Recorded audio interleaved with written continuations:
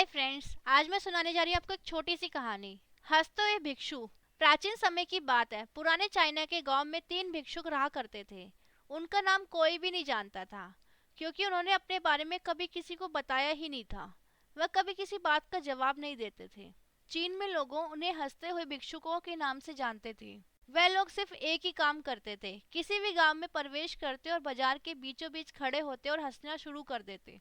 वह दिल खोलकर हंसते, जिसकी वजह से लोगों का ध्यान उनकी तरफ आकर्षित होता और थोड़ी देर में वहां भीड़ लग जाती थी। वह तीनों इतनी एकाग्रता और संपूर्णता के साथ हंसते कि उनकी हंसी देखकर पूरा गांव हंसने लग जाता था। जब पूरा गांव हंसी के समुद्र में डूब जाता तो वह अगले गांव चले जाते थे। वह तीनों ना तो कुछ बोलते थे और ना ही कुछ उपदेश देते और ना ही कुछ शिक्षा देते थे। ये तीनों जहां भी जाते थे अपनी हंसी से ऐसा माहौल बना देते थे कि लोग अपने दुख दर्द भूलकर हंसने लग जाते थे। धीरे धीरे चाइना के लोग उनको बहुत प्यार करने लग गए। वह तीनों पूरे चाइना में प्रसिद्ध हो गए थे।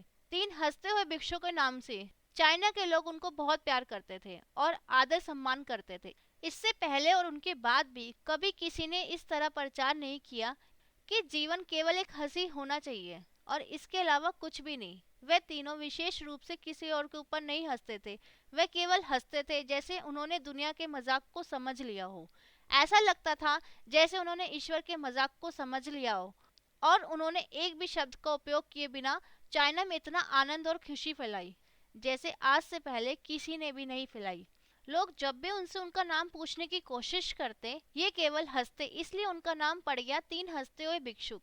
पूरे चाइना में घूम घूम कर लोगों को हंसाते हुए समय के साथ वे तीनों बूढ़े हो गए और एक रात जब वे किसी गांव में ठहरे हुए थे तो उसमें से एक भिक्षुक की मृत्यु हो गई। उस भिक्षुक की मौत से पूरा गांव स्तब्ध रह गया।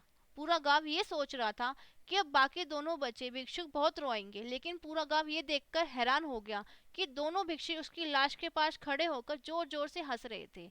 वे ऐसे हंस रहे थे जैसे हंसी गांव वालों ने पहले कभी नहीं सुनी थी। गांव के कुछ बड़े लोगों ने उनको समझाने की कोशिश की। ये तुम्हारा पुराना साथी था और इसकी मृत्यु पर आपको इस तरह हंसना नहीं चाहिए। तब उस दिन पहली बार उन भिक्षुओं ने लोगों से बात की और कहा, हम हंस रहे हैं क्योंकि ये आदमी जीत गया। हम हमेशा पहले ये सोचते थे कि हम तीनों में से पहले कौन मरेगा, लेकिन इस आदमी ने पहले मरकर हमें हरा दिया। हम लोग अपनी हार और इसकी जीत पर हंस रहे हैं। इसके अलावा हम तीनों इतने बरस साथ रहे, हम मिलकर हंसे, हम लोग इतने आनंद से रहे। उसे अंतिम विदा देने का इससे अच्छा तरीका क्या हो सकता है। हम सिर्फ हंसना जानते हैं। पूरा गांव उस भिक्षुक की मौत से दुखी था। जब मृत भिक्षुक को अंतिम संस्कार के लिए चिता पर लिटाया गया तो सारे गांव वालों को एहसास हुआ कि दोनों भिक्षुक मजाक नहीं कर रहे थे, बल्कि तीसरा भिक्षुक जो मृत था वह भी हंस रहा था। चाइना में ये प्रथा थी कि जब भी कोई मर जाता था तो उसके पुराने वस्त्र उतारकर नए पहना दिए जाते थे, लेकिन मरने से पहले उस भिक्षुक ने अपने साथियों से कपड़े ना बदलने के लिए कहा था। तीसरे भिक्षुक ने कहा था कि मुझे स्नान मत कराना, क्योंकि मैं कभी अशुद्ध हुआ ही नहीं था। मेरे जीवन में इतनी हंसी आई कि कोई अशुद्धता जमा ही नहीं हो सकती थी, इसलिए मुझे नहलाकर मेरे कपड़े मत बदलना। जैसे ही मृतक भिक्षुक के शरीर में आग लगाई गई तो लोगों को पता चला कि मरने से पहले उस भिक्षुक ने अपने कपड़ों के अंदर कुछ पुराने पटाखे और आतिशबाजी छुपाई हुई थी, जो आग लगने के कारण आसमान में रंग बिरंगे कलर्स में फैल गए। और ये देखकर पूरा गांव जोर जोर से हंसने लगा।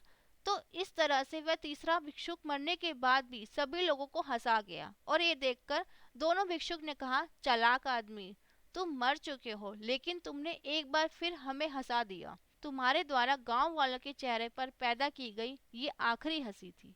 दोस्तों, इस सुंदर कहानी से हमें शिक्षा मिलती है कि ये जीवन एक मजाक की तरह है और इसे कभी भी सीरियसली नहीं लेना चाहिए। इस दुनिया में जो कुछ भी हमारे साथ हो रहा है वह पहले से ही लिखा जा चुका है, उसको कोई भी नहीं बदल सकता।